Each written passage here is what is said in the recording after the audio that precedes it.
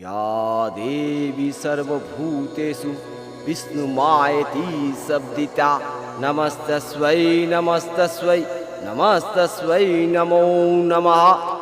या देवी सर्वभूतेषु चेतनतया विधीयते नमस्तस्मै नमस्तस्मै नमस्तस्मै नमो नमः।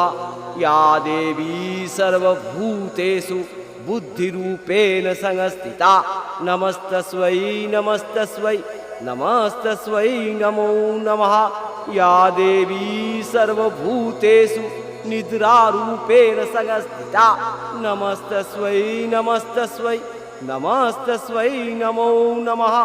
या देवी सर्वभूतेषु क्षुधारूपेण संस्थिता नमस्तस्मै नमस्तस्मै नमस्तस्मै नमो नमः।